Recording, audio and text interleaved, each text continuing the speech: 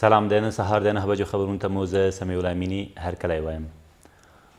د طالبانو د حقاني شبکې مشر او رهبرۍ شورا غړی مولوي جلال الدین حقاني د ورپېښې اوږدې ناروغۍ له امله ومړ.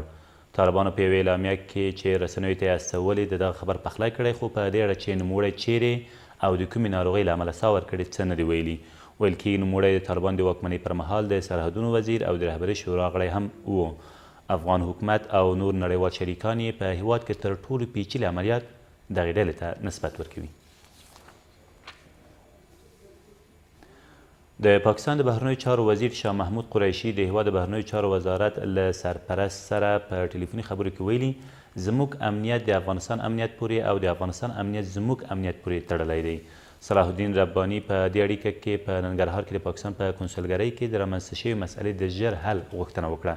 ښاغلي رباني د پاکستان له بهرنیو چارو وزیر څخه وغوښتل چې د افغانستان د سولې د دوه اړخیزو او سیمه ییزو همکاریو پر سر د زیاتو خبرو لپاره افغانستان ته سفر وکړي. د کورنیو چارو وزارت ملي دفاع وزارت ته د 10,000 پولیسو د لیږد د ناسمو پایلو په اړه خبرداری ورکوي. په داسې حال کې چې دې ځواکونو له لیږد څخه 15 میاشتې تیریږي، اوس وایس احمد برمک د ناټو له یوه لوړپوړي قومندان سره په لیدنه کې ټینګار کړی چې د دغو پولیسو لیږد راتلونکي ټاکنې له ننګونو سره مخ کړي دي. ولسمشر ایماني حاضر نه شوه چې په دې اړه څه ووایي، خو د کورنیو چارو وزارت ویان دغه اندېښنې د وزارت په مشرۍ پورې تړلې مسئله بولي. ټاکنیزو شکایتونو ته د رسېدنې کمیسیون وایي هغه نوماندانو چې له ټاکلې مودې مخکې ټاکنیز کمپاینونه پیل کړي نومونه به د نوماندانو له نوملړه حذف او یا هم نقدي جریمه شي. د دې کمیسیون ویان د ولسي جرګې نوماندانو ته خبرداری ورکوي چې په مجازي او حقیقي فضا کې ټاکل شوي وخت مخکې له ټاکنیزو کمپاینونو څخه ډډه وکړي.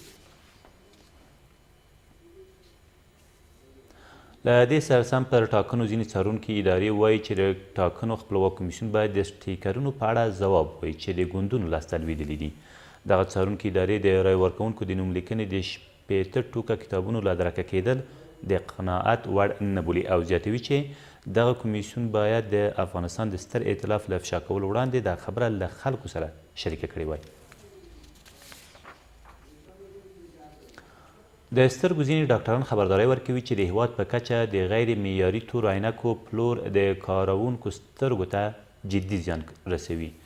دغه ډاکټران په دې باور دي چې له دې ډول عینکو څخه ګټه اخیستنه په سترګو کې د بېلابېلو ناروغیو لامل کیږي. دغه اندېښنې په داسې حال کې مطرح کیږي چې هیوادوالو له لمرینو عینکو څخه ګټه اخیستنه ډیره شوې ده. سترګې له مهمترینه غړو څخه دي چې په ژوند کې له مهمو نعمتونو څخه بلل کیږي. معیاري لمریزې عینکې د سترګو د ساتنې لپاره له مناسبو وسایلو څخه دي. هغه څه چې په هیواد کې ترې ګټه اخیستنه نه ده هم سوې او هیوادوالو په ځانګړې توګه میرمنې له غیر معیاري عینکو څخه د فیشن په توګه ګټه پورته کوي. په پلازمینه کې یو شمېر ډاکټران وایي لمریزې عینکې چې په بازار کې د لاس پلورونکو له لوري پلورل کیږي غیر معیاري دي او په لمر کې ترې ګټه اخیستنه سترګو ته تاوان رسوي. در صورتی که پلاستیک باشه، پلاستیک میتونه که وقتی که شعاع آفتاب بالای چشم بیایه ایره دوباره گرم میسازه، یعنی باعث جذب شعاع آفتاب میشه که این میتونه که آسیب جدی بالای چشم برسانه. په همدې حال کې یو شمېر عینک پلورونکي وایي خپلې عینکې د خلکو د اړتیاو پر بنسټ پلوري. عینک‌هایی که در روی بازار سودا میشه و فروخته میشه عینک‌ها از کیفیت‌های بسیار پایین برخوردار است و به چشم شما بسیار نقص زیاد داره و این عینک‌ها که از عینک‌های برند از شیشه‌های پولارایز میشه، بسیار کیفیت بالا، عادی، به چشم اصلا کدام مشکل نداره، بسیار عادی. هر قسم مشتری بخواه، مثال من خودشون اینجا میخواه یک عینک آفتابی جور بکنه، یک فریم خودشون خوش میکنه، دوانمو از روی از اون ما برشان شیشه آفتابی مندازیم جور میکنیم. خو یو شمېر نور عینک پلورونکي چې د سړک پر سر عینکې پلوري وایي همین عینک‌ها در دکان 500 نمیاد، از همینجا از ما میبره دکان میبره شیشه میمانه میگه اصلی است بدل است تو در دکان سودا میکنه. له دې سره سم لیدل کیږي چې یو شمېر خلک هم دې اصل ته په نه پاملرنې سره د ناروغۍ په پرتله خپلې ښکلا ته ترجیح ورکوي. فرقش زیاد است به خاطر که عینک‌ها یک کم چه میگن هم فایده داره اما اینا کم نقصان داره، خب باز هم از خاطر آفتاب و میکروب که در افغانستان است بسیار زیاد است. عینک در ضمن اینکه نقص نداره برای ما فایده هم داره و ما میتونیم از استفاده بهتر کنیم به زندگی خود و بچه‌مون.